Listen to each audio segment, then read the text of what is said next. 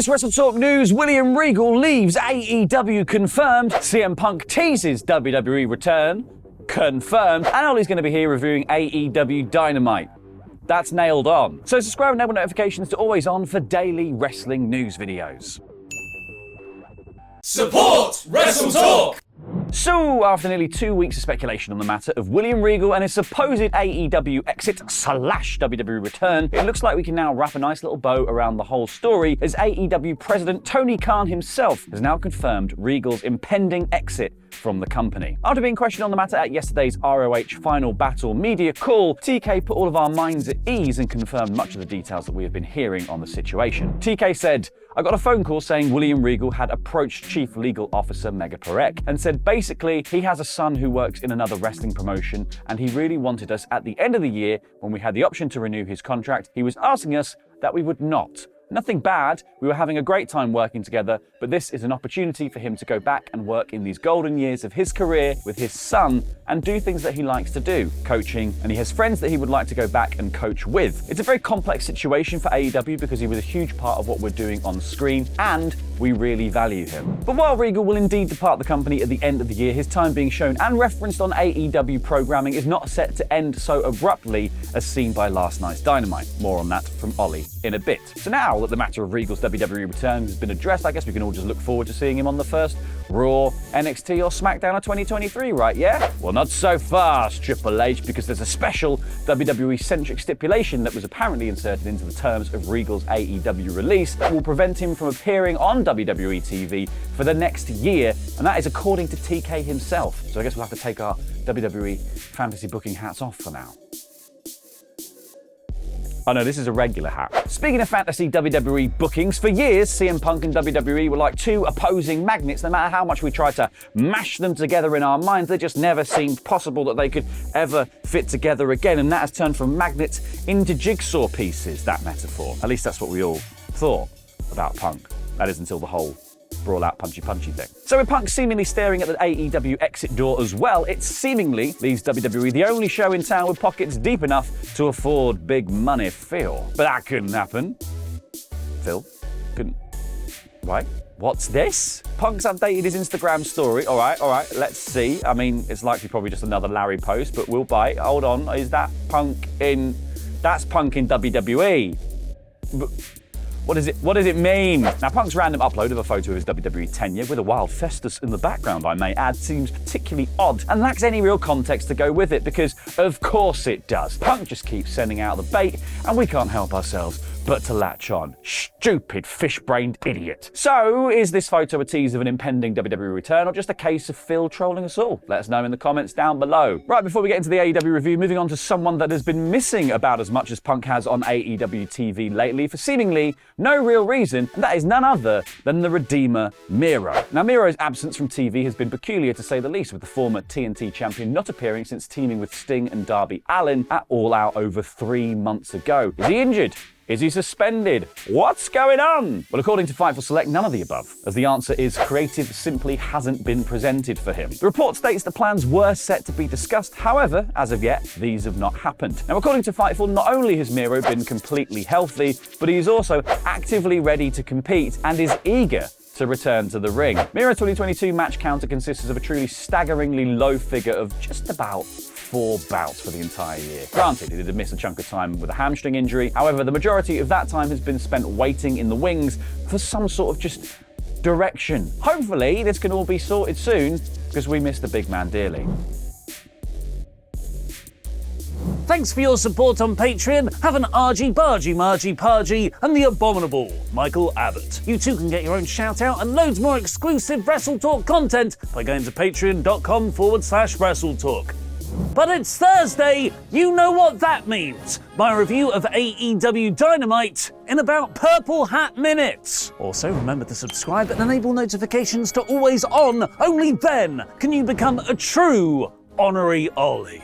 Excalibur opened the show by giving us a much-needed update on William Regal following last week's assault from MJF. He's still in the local medical facility with Bryan Danielson by his side, and presumably also Triple H, who is finalising his WWE return contract. The show kicked off with the annual Casino Battle Royal. Always a fun 15 or so minutes, even if it is usually just 90% comedy, mid to undercard wrestlers, and Dan Layton.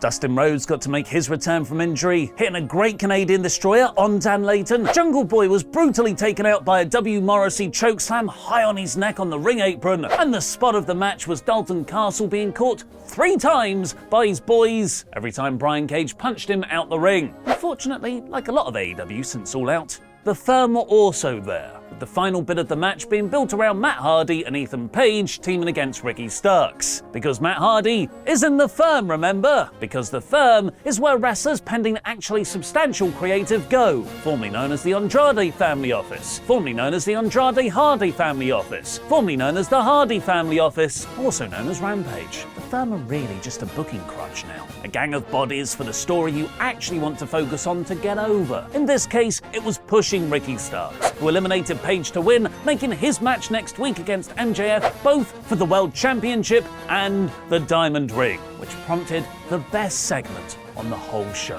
MJF came to the ring, cut a promo on Bryan Danielson, and then turned his attention to Starks, calling him a dollar store Dwayne, or the Pebble, as opposed to the Rock. She's going to skip all the way back to Billy Corgan's NWA, so Starks can wrestle on YouTube where he belongs. What's wrong with YouTube? Unlike last week's lengthy, loose-end tying-up promo with Regal to a mid-reaction, the Austin crowd here were brilliant, giving Max the heel heat his character needs in storyline, which made their cheers for their adopted local hero Starks even louder, because Ricky then cut his latest breakout to the main event promo, speaking so fast, with so many insults and such fire, it sent shivers down my spine. And that wasn't just because my house is freezing. What a lot of people forget about Max is how good he is at getting his opponents over. Rather than cut his own promo in reply, MJF just kicked Ricky in the balls, a cheap shot that doubles as recognition that Starks bested him on the mic. And then Ricky speared him back so hard in reply, Max's shoes flew off, letting Starks stand tall, which was vital for their otherwise predictable title match next week. The Firm aside, stop trying to make the Firm happen. This was an excellent opening half hour and a perfect setup for Winter is Coming, which was then followed by Match of the Night. Samoa Joe versus Darby Allin was a perfect match for the story they were telling, which was, Darby's momentum is a bit off the boil right now, but he's still tough, and Joe is a mean bastard. This is the Samoa Joe prime I've been missing since the noughties. Just walking away from Darby's bullet dive, snap power slamming him on the exposed concrete, and catching him in the Coquina clutch to win. This was a fantastic small versus monster layout, which continued after the match when Joe nutted Allin and then muscle busted him on his skateboard. Wardlow made the save and chased Joe off, which is all to set up Joe versus Juice Robinson at Final Battle. Sure.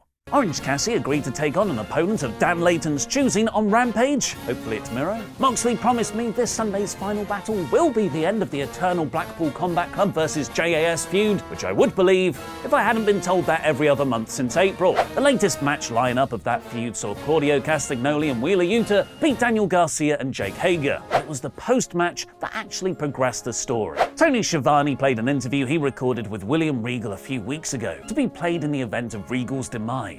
In it, Regal explained he turned on the Blackpool Combat Club to teach them to always be one step ahead and to have eyes in the back of their heads. He's Blackpool Combat Club until the day he dies, and now it's up to the vets to teach Yuta to be the best wrestler he can be. Regal then evaporated in a cloud of smoke to return to his home planet. I applaud you, William Regal, for making me get emotional about a story that really isn't narratively satisfying. Mox wore an expression of, what the F is this S? And then said the Blackpool Combat Club is stronger than ever, which either means someone's turning on someone or a trio's feud with the elite. Move aside, penises! It's the ladies' quarter hour! Jamie Hayter declared she's a fighting champion and she'll take on the winner of Shida versus the Bunny from Rampage. So Shida then. Jade Cargill and the Baddies beat Kiera Hogan, Sky Blue and Madison Rayne. This was built around Hogan wanting revenge for being booted out Cargill's faction. A babyface motivation she sold by tagging out as soon as she could so Rayne could be pinned. This is a lame duck feud. Cargill is so much better than this stagnant booking, it should all be on Dark. Excalibur somehow ran through the Rampage final battle and next week's Winter is Coming special cards in one continuous breath in a masterclass of burying your heartbreak at Regal leaving with match announcements. You scrumptious man in a mask. One of them was Mox versus Takeshita for Rampage. Cool. And the main event saw one of the biggest matches you can do in all of wrestling right now. FTR finally going for the AEW tag titles to hold all the belts. And it was a match that was only announced 5 days ago on a Rampage no one watched, and was ultimately just a setup for the Acclaimed versus Jeff Jarrett and Jay Lethal, and FTR versus the Ass Boys and the Briscoes. Storyline waste aside, this match was excellent, with a near 2-minute uninterrupted sequence of double team moves or pins just being broken up at the last second. Ultimately, Caster rolled through a powerbomb for a pin to win. Not a super decisive victory, but the best way to somewhat protect FTR, while elevating the Acclaimed as organically over tag team champions. Both teams scissored each other afterwards when the Ass Boys appeared on the Tron to reveal it'll be FTR versus the Briscoes in a double dog collar match at Final Battle, which could be the most match of the year of their match of the years. What did you think of Dynamite? Let me know in the comments down below. The Starks MJF promo and the Joe versus Allen match were 100% segments. Elsewhere, I'm ready for the Blackpool Combat Club versus JAS feud to end, and while the match itself was great, I thought a lot of potential was missed by doing Acclaimed versus FTR with such a short announced build. This week's Dynamite is 80%. We've got the rise of Ricky Starks in AEW, but what about Sami Zayn in WWE? Could he be the person to finally beat Roman Reigns for the Universal Championship? Watch Adam Plompier's 9 ways WWE can book Sami and the Bloodline now. I'm Adam from WrestleTalk, and here are 9 fantasy booking ideas for Sami Zayn and the Bloodline. Number 1, the Bloodline turns on Sami immediately.